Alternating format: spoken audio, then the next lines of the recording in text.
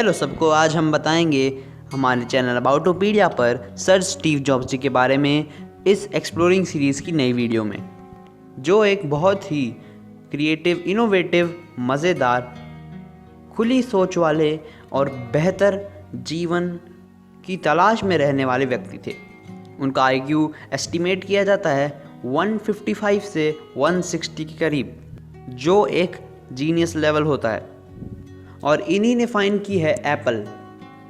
हाँ, वही Apple company जिसके फ़ोन दिखा के लोग रौब मारते हैं। इस वीडियो में हम उन स्टीव जॉब्स जी के बारे में जानेंगे, उनकी बायोग्राफी के बारे में जानेंगे और साथ ही साथ उनकी बनाई गई कंपनी एप्पल INC के बारे में भी। तो चलिए चलें विद सर स्टीव जॉब्स।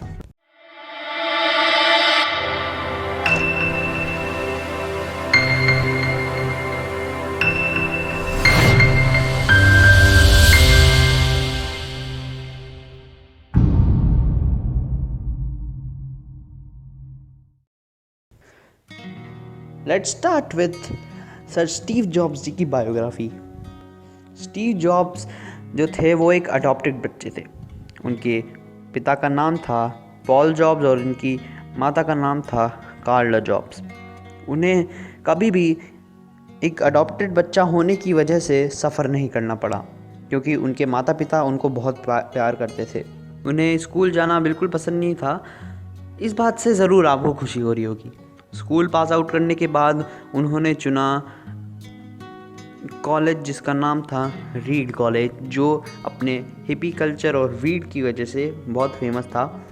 जब स्टीव जॉब्स भी वहाँ पर पढ़ने लगे तो इन्हें इन्फ्लुएंस हुए रीड कॉलेज के वीड और हिपी कल्चर से। पर क्योंकि रीड कॉलेज की जो फ़ीस थी वो बहुत ही ज़्यादा थी, इसलिए उन्होंने वो कॉलेज छोड़ दिया, क्योंकि उनके माता पिता को उसकी फ़ीस देने में बड़ी दिक्कत हो रही थी। उसी टाइम के आसपास ये इंडिया भी आए और उसी उम्र के आसपास 17 साल के आसपास आया इनके ज़िंदगी में एक टर्निंग पॉइंट। वो इनकी ज़िंदगी का पहला टर्निंग पॉइंट था। उन्होंने सुना एक कोट जिसमें लिखा था कि अगर आप हर दिन को अपनी ज़िंदगी का आखिरी दिन समझोगे और वैसे ही जियोगे तो एक ना एक दिन आप ज़रूर सच होगे, आपकी बात ज़रूर सच होएगी। और वो यही सोच के उस दिन से हर दिन को अपने आखिरी दिन जैसा जीने लगे। रोज़ सुबह उठ के वो कांच के सामने खड़े हो जाते और पूछते खुद से कि क्या मैं वैसी ज़िंदगी जी रहा हूँ जैसे मुझे जीनी चाहिए, अगर ये मेरी ज़िंदगी का आखिरी दिन है। दूसरा जो उनकी जीवन में टर्निंग पॉइंट आया, और सबसे बड़ा टर्निंग पॉइंट आया, ना कि सिर्फ उनकी ज़िंदगी में बल्कि पूरी दुनिया के कंप्यूटर इंडस्ट्री और मोबाइल इंडस्ट्री में, जिसने पूरी दुनिया को बदल के रख दिया।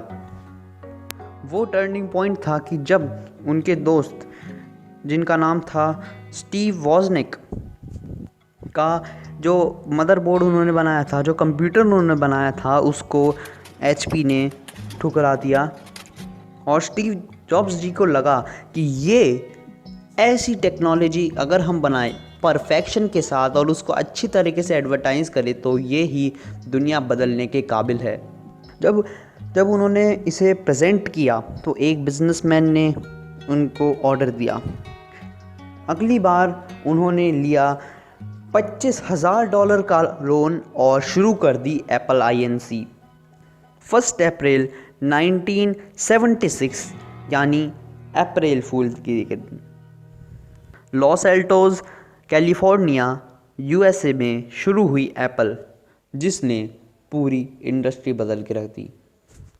और वही कंपनी अगस्त 2018 में $1 ट्रिलियन तक की वैल्यूएशन पाने वाली पहली कंपनी थी। इनकी उसी समय से इनोवेशन स्टार्ट हुई।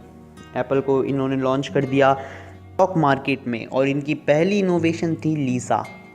हाँ जी हाँ, यही वाला कंप्यूटर मैं जानता हूँ, मैं इसको देख के आपको हंसी आ रही होगी, पर ये 1980 के हिसाब से बहुत ही एडवांस्ड है। इसका नाम था लीसा कंप्यूटर जो था इन्होंने अपनी बेटी के नाम पे रखा था, जिससे इन्होंने पहले ही ठुकरा दिया था। और ख़ुद को उसका बाप नहीं समझते थे। अगली इनकी इनोवेशन जो थी वो था मैकिंटॉश 1984 में। अगला था आईपॉड, और आखिरी और सबसे भयंकर, पूरे मार्केट में आग लगा देने वाला आईफोन, जिसने पहले के सारे मोबाइल्स को धूल चटा के रख दी थी। और उस समय बस एप्पल का ही सिक्का मोबाइल इंडस्ट्री में चलता था। अब हम इनकी जीवन में जो कठिनाइयाँ आई उनके बारे में देखते हैं। पहली जो इनकी कठिनाई आई वो थी जॉन कर्वी। जी हाँ, ये एक ऐसा इंसान था जो पेप्सी कोला का सीईओ था। स्टीव जॉब्स जी ने इनका ऐड देखा और वो काफ़ी उनसे प्रभावित हुए, और उनसे प्रभावित होने के बाद वो गए उनसे बात करने वॉशिंगटन में, और उनसे कहा कि do you want to sell sugar water और लाइफ, और come with me and change the world. John कर्वी इनकी बातों से बहुत प्रभावित हो गए और उन्होंने एप्पल ज्वाइन कर ली। फिर स्टीव जॉब्स जी ने, जो पहले एप्पल के सीईओ थे, इनको मार्केटिंग मैनेजर बना दिया, क्योंकि वो मार्केटिंग बहुत अच्छी करते थे। और फिर वो धीरे धीरे जॉन कर्वी, जो एक बहुत ही अच्छा एडवर्टाइज़र था, धीरे धीरे पूरी एप्पल को अपने हाथों में लेने लगा। और फिर बोर्ड ऑफ मैनेजर्स ने स्टीव जॉब्स जी को उनकी ही बनाई गई कंपनी से निकाल दिया।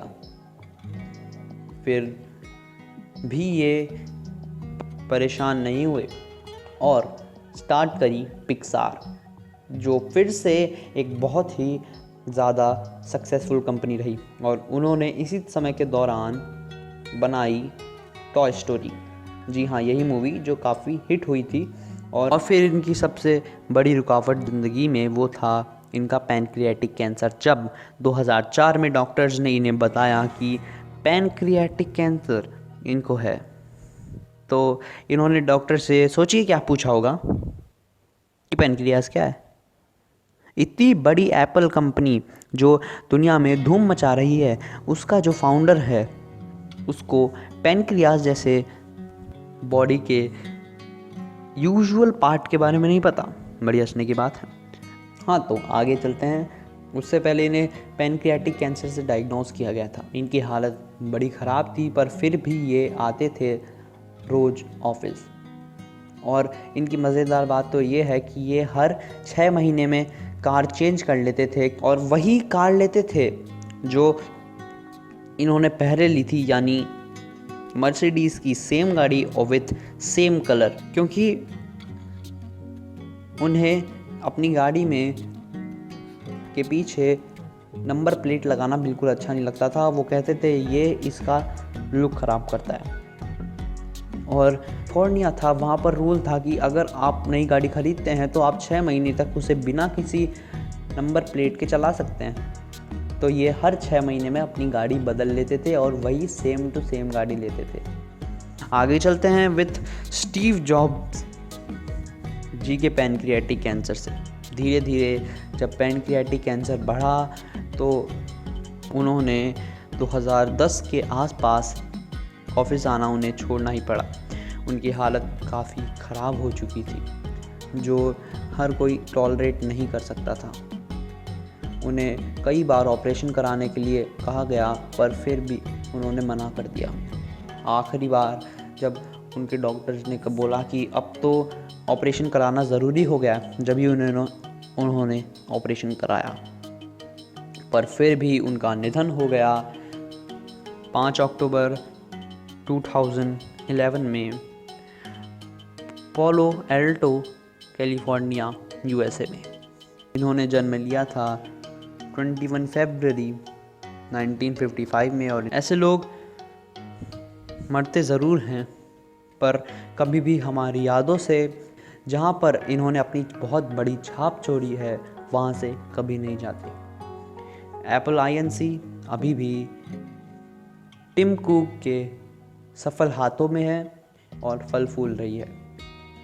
इन पर किताब भी लिखी गई है। वॉल्टर आइजैक्सन ने, और इन पर जॉब्स नाम की एक मूवी भी बनी है जो एक काफ़ी अच्छी मूवी है और इनका पूरा जीवन दर्शाती है। ऐसे ही लोगों के बारे में जानने के लिए हमारे चैनल को सब्सक्राइब कीजिए अगर आपको ये चैनल काम का लगता है, और लाइक कीजिए अगर आपको ये वीडियो अच्छा लगा, और शेयर कीजिए। अबाउटोपीडिया हमेशा हमारे साथ रहिएगा। Be sure to be smart, और knowledge is the real power.